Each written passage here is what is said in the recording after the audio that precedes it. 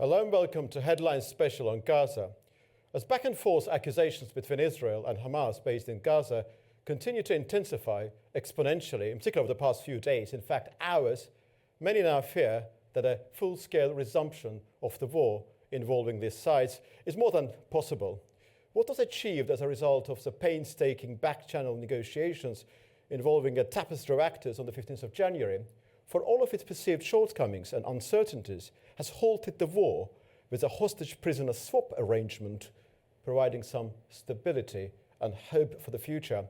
Earlier this week, Hamas stated that they would delay the next round of hostage release unless Israel would comply with the provisions of the ceasefire deal, prompting a strong reaction from Prime Minister Benjamin Netanyahu, with him warning the other side that this would lead to the complete collapse of the arrangement as a whole, adding that IDF was instructed to amass forces inside and outside of the Gaza Strip. It should also be noted that a high-level Hamas delegation in Cairo to meet with Egyptian officials, and with some people hoping that the last-stage efforts could save the deal, with a countdown to Saturday underway. And today I'm joined by Mohammed Al-Qassem, TRT World Correspondent based in Jerusalem. Mr. Yoni Ben Menachem, political analyst and pundit joining from Jerusalem. He is a member of the Jerusalem Center for Public Affairs. And Dr. Merit Demirtas, former Turkish diplomat and researcher from Cappadocia University, Turkey. Welcome to all of you, gentlemen. Thank you. Mr. Mohammed Al-Qassem, I know you're very busy and probably you will not be able to stay with us until the end of the interview. My first question to you is the following. So skeptics would say that collapse of the deal is imminent, even a foregone conclusion. Optimists would say that the hopes to save it are still alive. How does the situation look like to you? At this point, it looks very, dark cloud hovering over these negotiations, which has stalled at this point over the first phase of the three-phase ceasefire deal, which we were supposed to see negotiations began last Monday to speak about the contentious issues for the second phase and third phase. Now, these have been somewhat either suspended or delayed due to the fact that there is tension between Hamas and Israel, with Hamas' latest statement saying that they will delay the release of Israeli captives until after Israel commits again to allowing more humanitarian aid and other relief supplies into the Gaza Strip. It doesn't look good, but efforts are being made by the Qataris and the Egyptians. I'm not so sure that the Americans are part of these mediations. Obviously, President Trump's position is very clear on whose side he's on. But the Egyptians and the Qataris are trying to salvage, if they can, this first phase of the ceasefire deal, maybe work something out between the two sides. Israel has been basically from the top of the pyramid, the Prime Minister Benjamin Netanyahu and almost every member of his cabinet issuing rhetorics that doesn't bode well for maybe averting a resumption of war in Gaza. Now Israel is demanding the release of captives. They're not specifying how many captives they want released. Three were scheduled, three of the hostages were scheduled to be released on Saturday. And now we're hearing from different Israeli officials that the number must be 9 at least. And those are 9 part of 17 hostages left to be released in the first phase, 9 who are still alive, and the remaining are dead Israeli hostages that remain in the Gaza Strip. So at this point, with more military enforcement being sent to southern Israel and the military on high alert, reservists have been called up. The situation is somewhat murky. It can be salvaged, but it's going to take a lot of work for the mediators.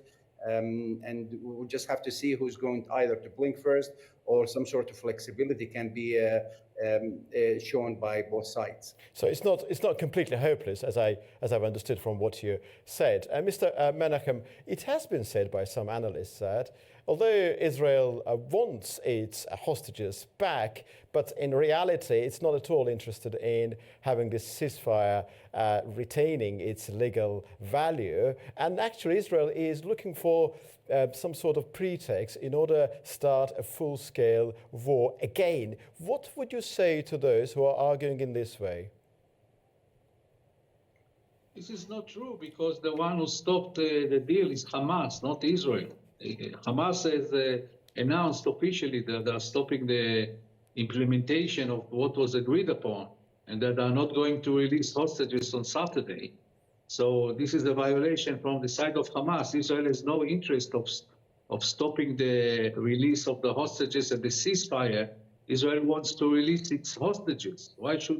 Well, how can it be blamed for stopping the release of the hostages and resuming the war? We do not want that. The Hamas are the ones who took unilateral steps and announced that they are stopping the release of the hostages. Mr. Menachem, what would you make of those, of that list of claims put forward by Hamas? Because they indeed announced that they would delay the release of those hostages, citing Israeli wrongdoings. What are those, and what do you make of those claims which Hamas presented? Do you think Israel has done anything wrong in order to prompt such a reaction from Hamas? Look, I don't want to represent the Israeli government or the Israeli army. I can only tell you what they say. They say officially that this is a lie. They did not violate anything. So even if there are technical problems, then this can be solved and not go to an escalation. So the unilateral taking by Hamas is very surprising. Mr. Demirtas, do you think that Hamas is presently taking undue advantage of the fact that there are those hostages in Gaza under the control of Hamas, and that Israel is very sensitive about this whole subject, and knowing this particular moment, they are actually taking undue advantage of the fact that they have those hostages? What do you think about this? Yes, Mr. Amashov, thank you also for giving this chance again, because again, the sensitive times still continuing. As you remember that in the first phase, we just talked with you and also with the other presenters, and we said that this first phase is so crucial, so sensitive. And we said that all these parties, also Israel government, but also Hamas, must have some concessions. They must have some, of course, limitations upon their military, upon their political decision makers, and also upon their communities. Everyone is so sensitive. Yes, these hostages, everyone life counts, and these hostages, but also the Palestinian civilian lives are always important. We must think twice that if this thing happens again, or if this bloody attacks starts again, all these regional dynamics, but also global dynamics will turn so negatively against anyone else. The Western world, Israeli community, everyone start to lose real credibility inside the public opinion, inside the world opinion. All the international experts, all these international community now wants a real peace and stability in the region. And first of all, yes, you're right, Hamas, but also this important army and military. There's a very important army, we know that. They show every military skill in the field, on the field. Israeli army, Israel military, and now Mr. Trump gives a real support, a very limitless support to this army. But now they must think twice that this must not start again. Mr. Al-Qasim, I hope you're still there. So it is understood that Arab countries are exerting a massive, pressure, some sort of pressure on Hamas to try to get the deal back on track. And it is sort of expected that a list of complaints against Israel, including the blocking vital humanitarian aid, will be sort of rephrased. And also it has been said that Israel itself is currently executing a very, very complicated maneuver, sort of trying to show its loyalty to the White House and ultimately aiming to ensure that the deal will not face the ultimate collapse. What would you say to those? How does that look like to you from there?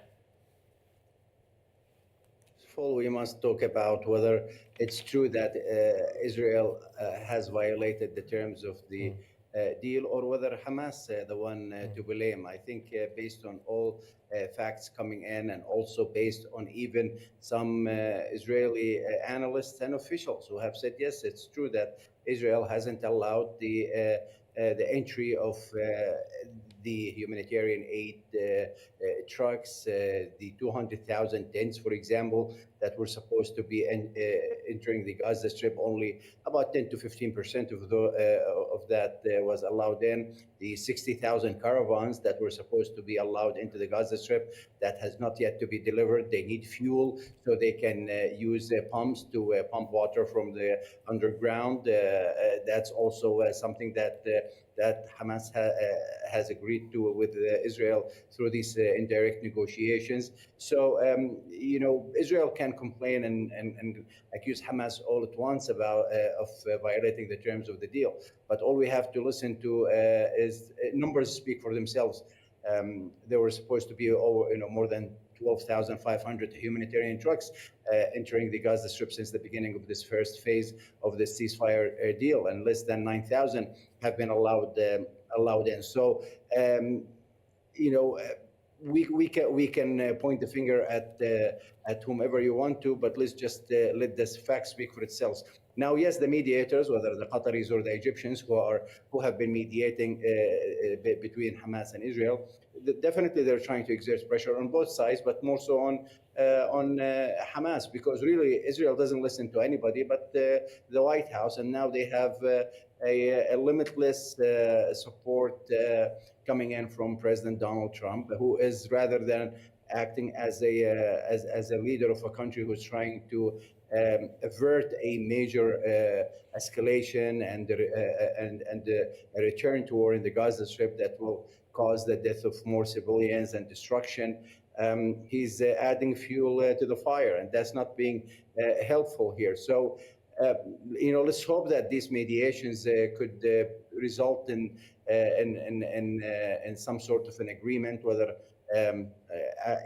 Hamas would release the captives on Saturday, to be followed by more aid into the Gaza Strip.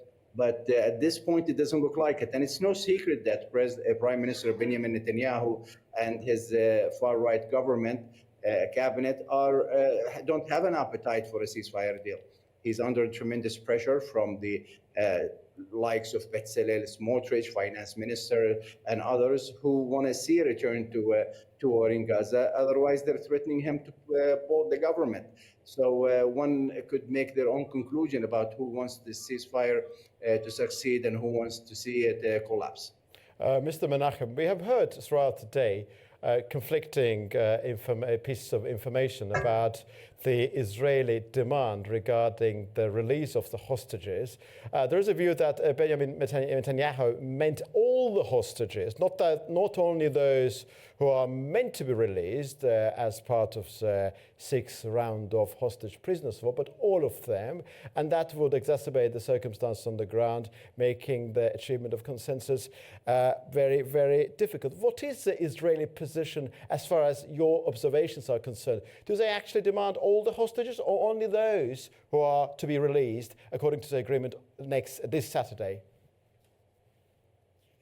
From what Netanyahu's office says, they adopted fully the ultimatum given by President Trump to Hamas. That means that Israel demands the release of all the hostages on Saturday. This is what the Netanyahu office says officially. And this particular demand is militating against what was agreed on the 15th of January. Is that correct? Is it an extra demand from Israel, or is it something which was supposed to... It's not an extra demand. Israel is adopting what President Trump said to the word. It's adopting his full position. Dr. Demirtas, Turkey does seem to be very silent about all of these developments. Of course, there have been some statements from the foreign ministry, goes out saying, and Turkey is an important player in the region, everybody accepts that. But regarding what is going on, we haven't seen much visible manifestation of Turkish cloud, so to speak. Or would you rather say it's not the case? I think the last visit of Mr. President Erdogan's visit, if you look today's statement and yesterday he was in Malaysia and today in Indonesia as two important also Muslim countries and also important brother countries of Turkey. He also made important declarations that we always pursue the goal of these two-state solutions. I mean, the borders in 1967 with the capital of East Jerusalem as a very decisive act, also under the banner of, under the leadership of United Nations, as we all know that there must be a free Palestinian state. And respect, of course, the territorial integrity of Israel, respect the safety of Israeli community always. As you remember from the historical times, always Turkey and Israeli community, Jewish communities, we always standing together for the safety of the people. But now, after the Second World War, of course, we must turn again to the historical realities that this situation is always clear that something inhumanitarian happens in the region. Turkey, with all the representatives, from president to foreign ministry, and also to the community level, and also experts level, saying this always, every day, in every press, member, and in every channel you can watch and feel that this cannot happen so easily. I mean, the destructive diplomacy, or this negative diplomacy, or threatening diplomacy, because Mr. Trump's, unfortunately, in Turkey, as you know, that we had some positive feelings that something can change in the United States, because we had some very important communication failure, communication gap in the Biden era. And now we just hope that Mr. Trump can have some clear diplomacy, open diplomacy. But in the first weeks, we just saw that there is very unilateral understanding of that. We, of course, respect this diplomacy can have a game between the actors, but this game cannot be so unilateral. It's a region, it's the Middle Eastern region. Thank you. We also respect the Eurasian and Middle Eastern actors. Think about Iran, think about Russia. All these actors have some historical also tendencies to have some territorial or community safety. Israel has this right, but still, Turkey also think about this Syrian situation. Very nearly happened, just 2 months ago. Everything's changed in Syrian regime. So Turkey really does its best and makes its best to adapt itself to these new circumstances. Yes, you're right. We're just waiting to not harm our partners. Also, Israel wants a very real partner of our country, but still, we hope to construct our relation back to the old times. But in these governments, the current governments of Israel's very unilateral acts, very inhumanitarian acts, Turkey must think twice that first, we must find a real diplomacy, a constructive diplomacy in this new term. Dr. Demirtas, it looks like we lost our contact with our two guests, with Mr. Menachem and also Mr. Al-Qassem. Therefore, I would like to put my last question to you. It was meant to be put to all three guests, of course, but bearing in mind the circumstances, I will just put it to you. What do you think? The Gaza takeover idea by the United States, many say that it is not a practicable idea, but there are those who say that, bearing in mind the complete inability of Hamas and some other organization to self-govern themselves, it looks like that such an interim measure is needed. It does go against the two-state solution philosophy, undoubtedly. It does also involve some sort of exodus of Palestinians from Gaza, perhaps, although some people would argue against it. What do you make of this idea in principle? Do you think it's just an outlandish idea to be voiced in order to see whether people like it or not? Or do you think it's something which should be taken into account very, very seriously? Because one political analyst recently stated that the more outlandish any arrangement regarding Gaza Strip is, the more probable probably is its eventual implementation. Yes, Mr. Amashov, you're right. The idea is now put by a very successful tradesman, Mr. Trump. Please remember our previous programs that I always repeated that this tradesman ideology is good, for win-win or for positive diplomacy, but it could be also some very negative, it could lead negative circumstances also in world politics. If you are an American leader, you are also a world leader, and you must also think maybe twice or three times when you maybe make such a suggestion to world politics. Because Gaza, maybe thousands of years. I don't want to, of course, undermine the history of America or United States, but think about the historical reality in Palestine. Think about the historical reality of the region. If someone wants to have this land or this territory, it could be only maybe some international organization for a while, and first of all, United Nations. Yes, Palestinian people need support, definitely, but not of one state. It could be even not Turkey. It could not be even Russia, United States, Iran, Jordan. No. These lands, these nation states have always some positions. Unfortunately, this is the number one rule of these diplomacy games. Because national interests are always hindering objectivity, one state cannot say, or cannot make such a suggestion like Mr. Trump did. Rather, of course, we must think twice now that United Nations time's coming. Unfortunately, after World War II, we cannot find a real time for this coming. But now, with a very, I think, courageous, brave Secretary General, I mean, Mr. Antonio Guterres, this times can, very suitable for United Nations in such a circumstance, which is very, destructive times for Gaza and all Palestine.